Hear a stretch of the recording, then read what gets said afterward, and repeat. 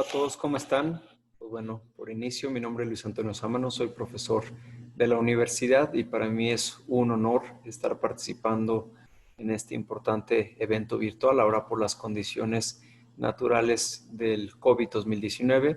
Y pues bueno, entremos en materia.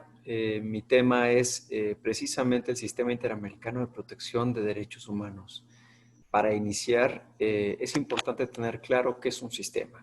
Un sistema, como cualquier connotación derivada de este concepto, un sistema solar o un sistema funcional en cuestiones de ingeniería o de cualquier otra materia del conocimiento, es la conjunción de elementos que conforman de manera armónica un funcionamiento para un objetivo en común.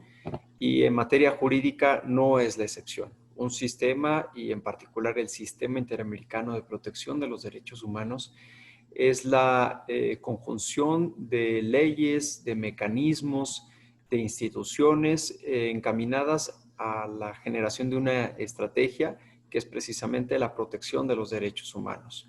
¿Y cuáles son estos elementos? Pues bueno, precisamente el sistema interamericano se compone de dos instituciones, la Comisión Interamericana y la Corte Interamericana de Derechos Humanos, decir también que funcionan al margen o derivado del Pacto de San José, Costa Rica, que es el pacto que es el que recoge principalmente todas las funciones de esta protección de los derechos humanos. Aunado a ello, pues bueno, existen los reglamentos de la Comisión, los reglamentos de la Corte Interamericana, que establecen precisamente cuáles son las formas en las cuales se debe de establecer este tipo de protección.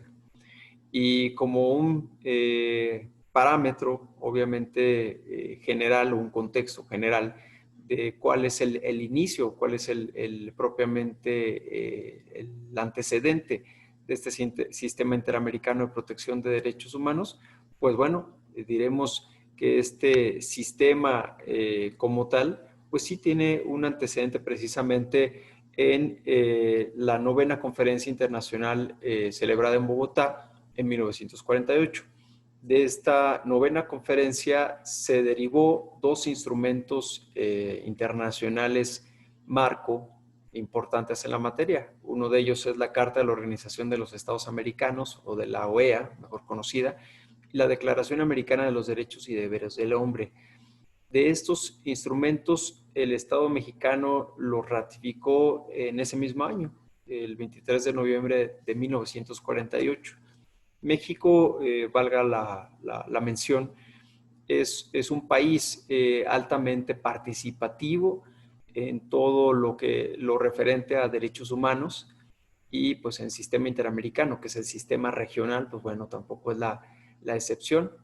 Diremos también que la OEA, si bien tiene la participación de la mayoría de los países del continente, pues bueno, son 36 países los que se encuentran representados en la OEA.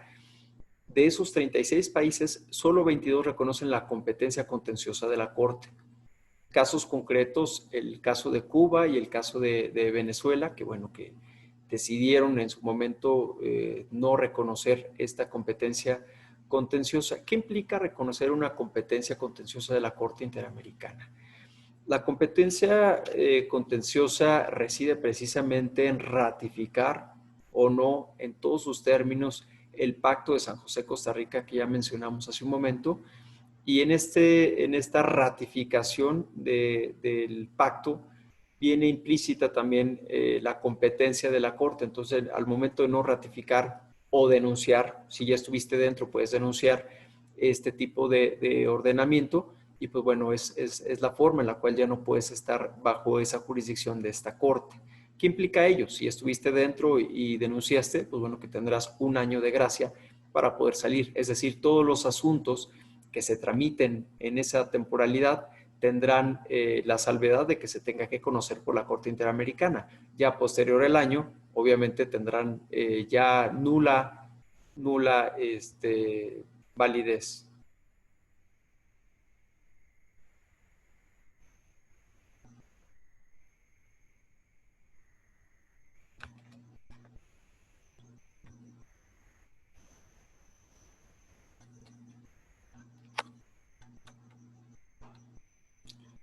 De igual manera, pues bueno, es importante ya una vez mencionando este aspecto que es importante que se tenga presente, pues decir que el sistema interamericano de derechos humanos ha tenido algunas etapas, algunos procesos desde su configuración, desde su creación, y es que la primera etapa, según un reconocido juez de la Corte Interamericana, que es Antonio Cansado Trindad, era precisamente la adopción de todos los instrumentos internacionales, el reconocimiento de estos instrumentos para las propias instituciones que lo conforman, que ya lo vimos que es bifronte, que es la Comisión y que es la Corte. El segundo es el periodo de formación y de creación, funcionamiento de los propios instituciones.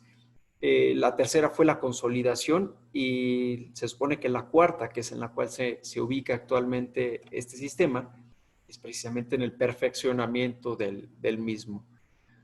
¿Qué implica para un país el estar dentro de este tipo de competencias contenciosas de la Corte Interamericana? Reconocer precisamente esta institución con las cualidades y competencias que habla el Pacto de San José, Costa Rica, pues bueno, es adoptar previamente medidas jurídicas y administrativas aprobadas para prevenir las violaciones de derechos humanos. Esto es de sentido común, es decir, que si un país precisamente quiere entrar a esta sujeción de esta competencia, de este órgano, tiene que tener armonizada toda su legislación local, nacional, para que no exista contradicción con las cuestiones internacionales que se tienen previstas para el cumplimiento de la misma. Esto es algo muy importante que mencionar porque muchos de los países, ya estando en un caso concreto, resultan contradictorias las medidas internacionales y no se puede aplicar precisamente porque las normas o disposiciones del ámbito local pues son contradictorias a las instituciones, a las instituciones internacionales y todos los ordenamientos internacionales. Entonces no hay como tal esa cuestión. Otro de los compromisos que debe asumir precisamente cada Estado al ceñirse a esta competencia es precisamente tener órganos capacitados para investigar las violaciones a los derechos humanos, llámese fiscalías, llámese comisiones estatales, la Comisión Nacional de Derechos Humanos, llámese COEPRED o cualquier institución encaminada a evitar las violaciones de derechos humanos, que se encuentren aptas, capacitadas y que se encuentren en pleno goce y ejercicio de los derechos que las leyes les aplican, porque muchas veces hay instituciones llamadas también instituciones florero que solamente están inscritas en el papel, que hay un edificio y hay personas trabajando en esa institución, pero que esa institución no tiene ningún resultado positivo o algún resultado que se pueda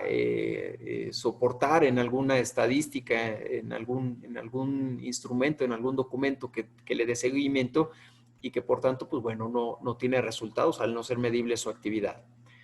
Lo tercero, pues bueno, precisamente es poner los recursos apropiados a disposición de las víctimas. Aquí pues podemos mencionar precisamente lo que hace la Comisión Ejecutiva de Atención a Víctimas a nivel federal y las comisiones locales, que sí disponen recursos a favor de las víctimas, recursos al momento de poder establecer recursos para sus traslados, para su atención inmediata y más aún recursos para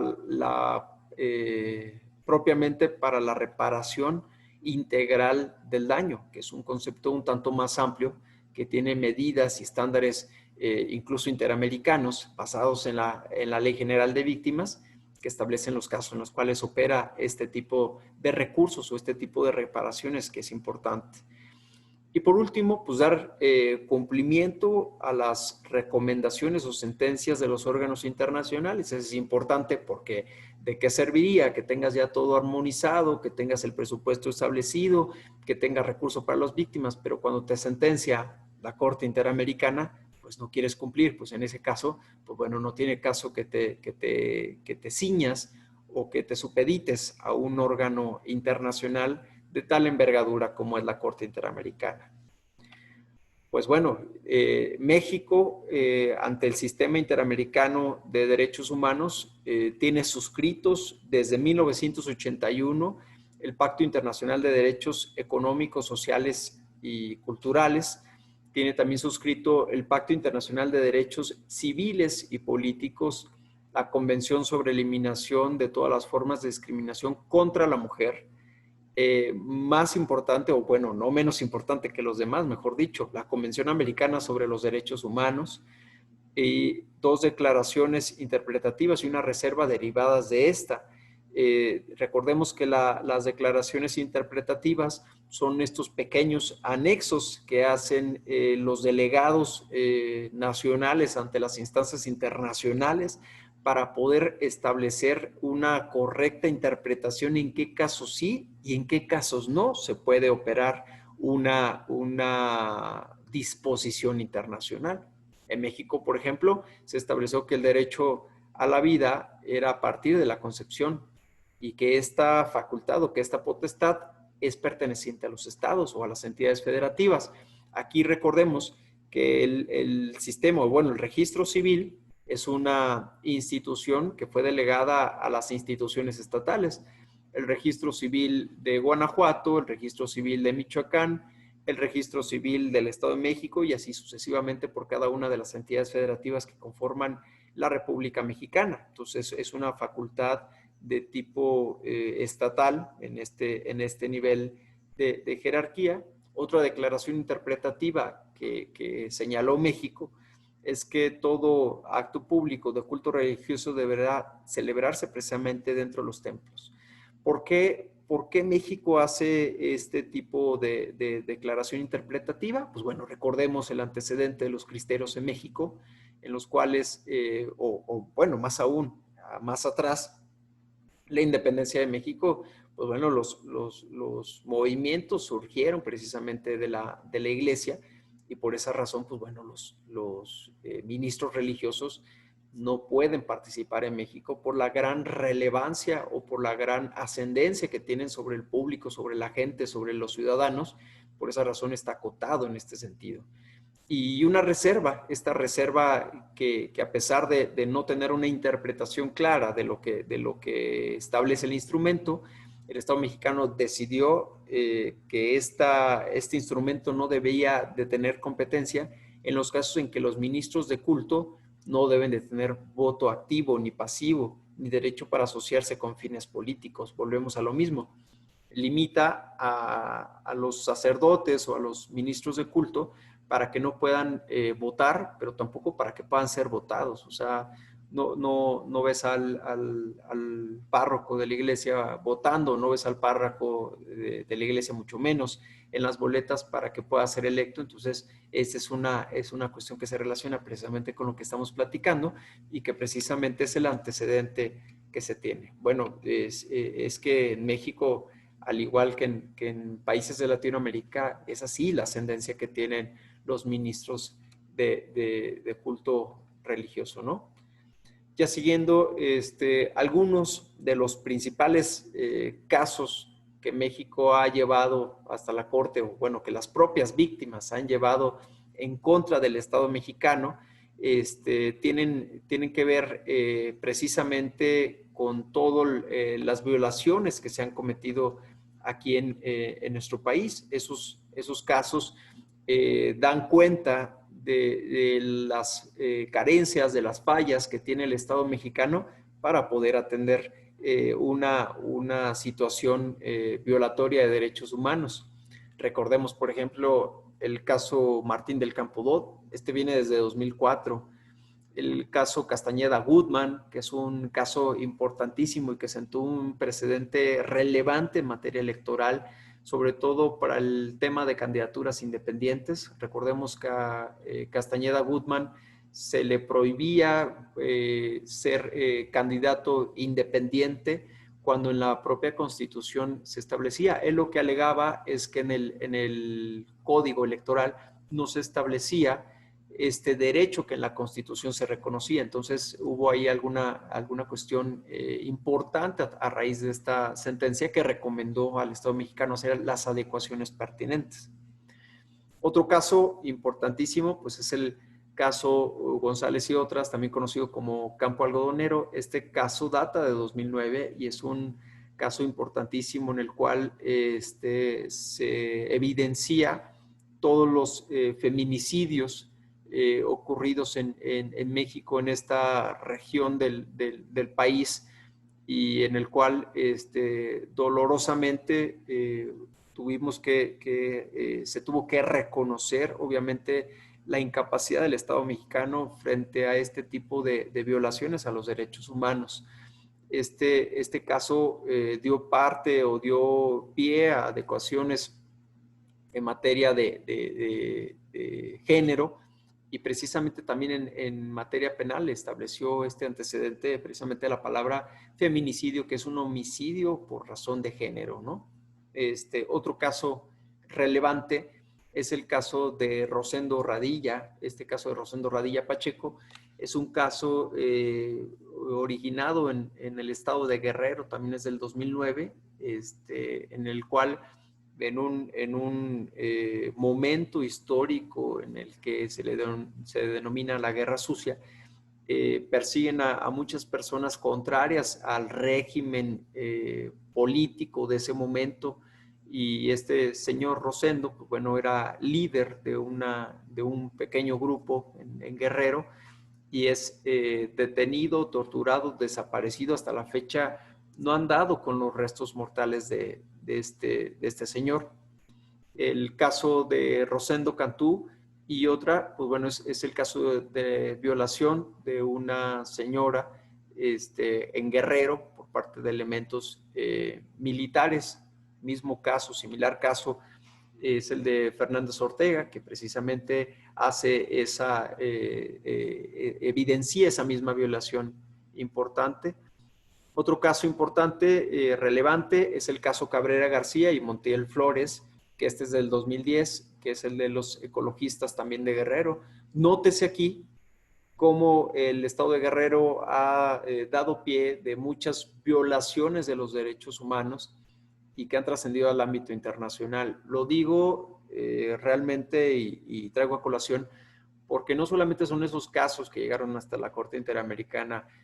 Veamos también el caso de los 43 desaparecidos, veamos que a razón de las investigaciones realizadas en este lugar, en esta zona, encontraron más y más y más y más fosas en las cuales se desconoce el móvil de tantos homicidios, y que obviamente esos casos quizá no lleguen a una instancia internacional, pero ahí están las cifras, ahí están los muertos, y ahí está la impunidad, y ahí están las fallas del Estado mexicano en no poder contener esas violaciones a derechos humanos. Si queremos generar un Estado de Derecho formal en donde se respeten todos los derechos, todas las garantías de todas las personas viviendo en un mismo espacio, un mismo territorio que es este país, pues bueno, no lo vamos a lograr si no combatimos, si no erradicamos de raíz este tipo de violaciones. Por eso hago este paréntesis precisamente del estado de Guerrero, mismo caso de los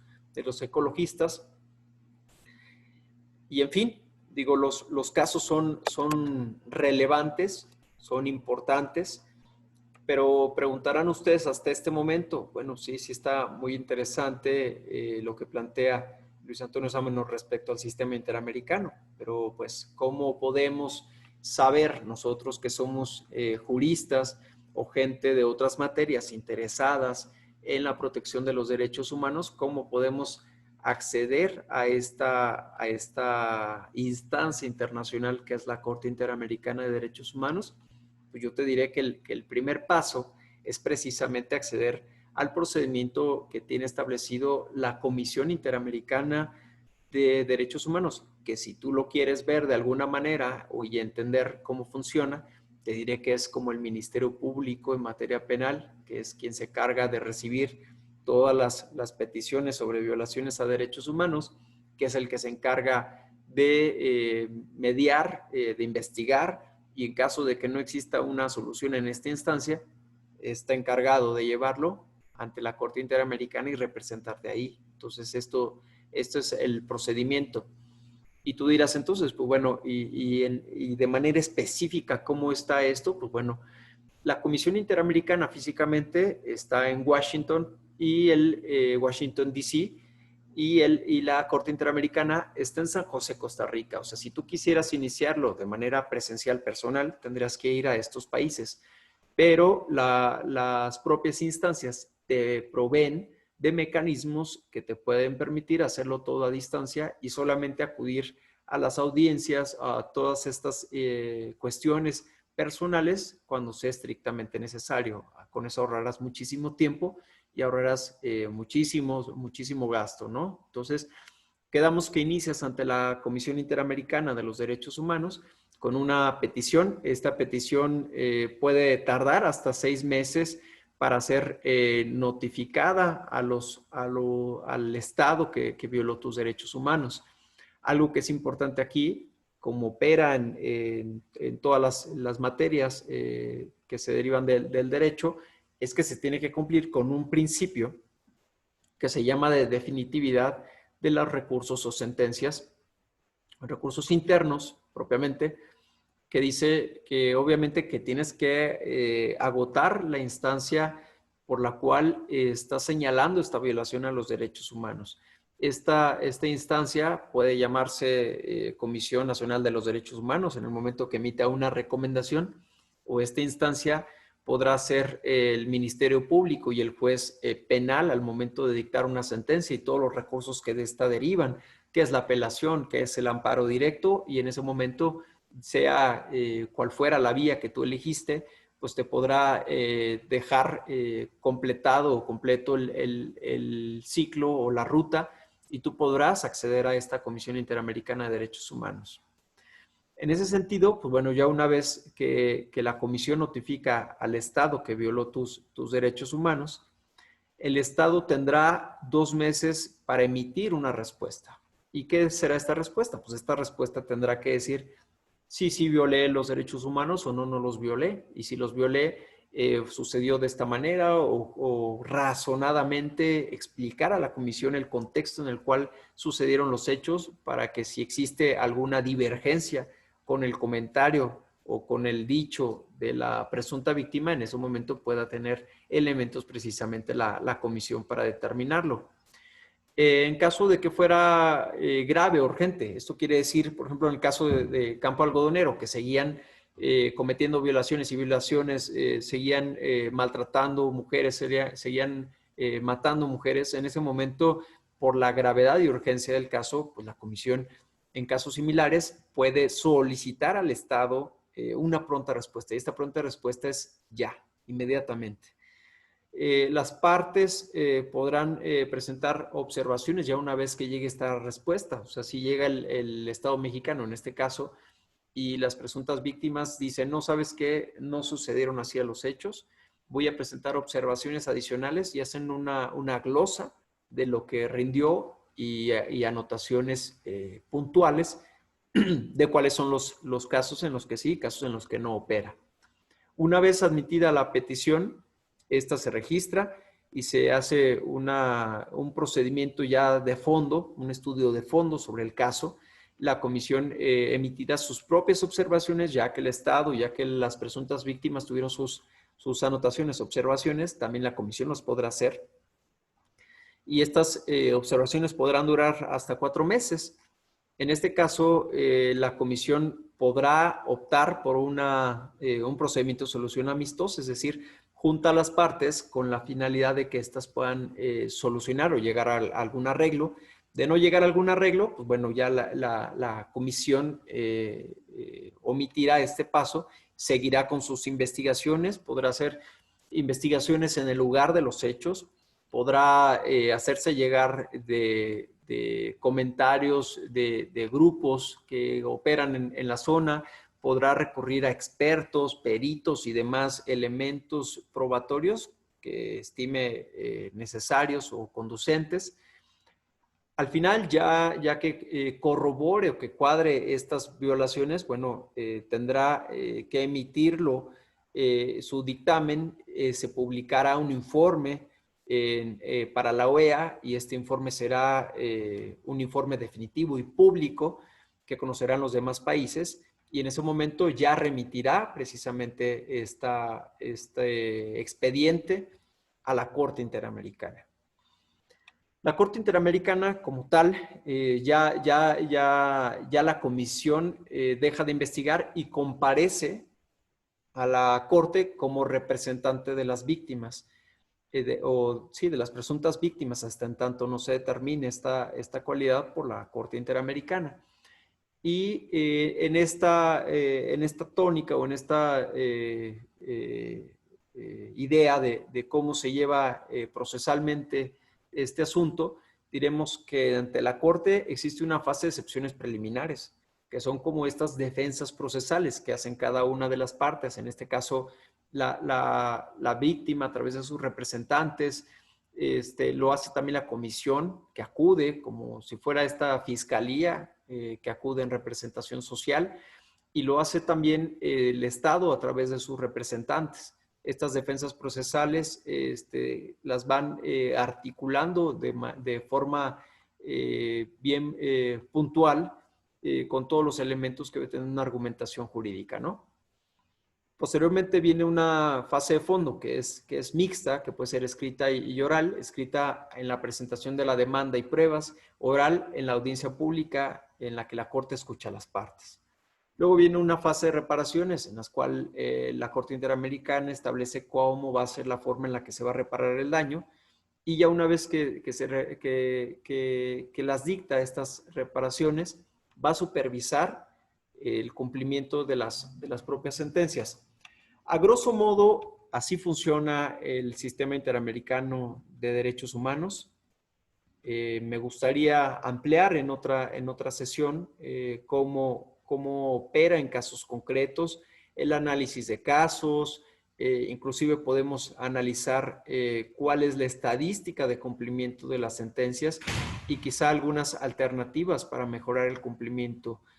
Por mi parte sería todo. Es un honor participar con la universidad en este tipo de ejercicios virtuales. Ahora que se encuentra prácticamente el país en una situación diferente, son tiempos diferentes.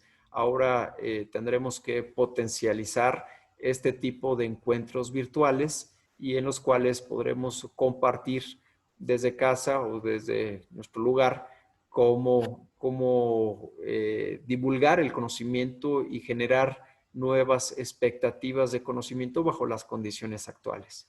Agradezco muchísimo la invitación, me reitero a sus órdenes y que sea un excelente ejercicio de divulgación del conocimiento.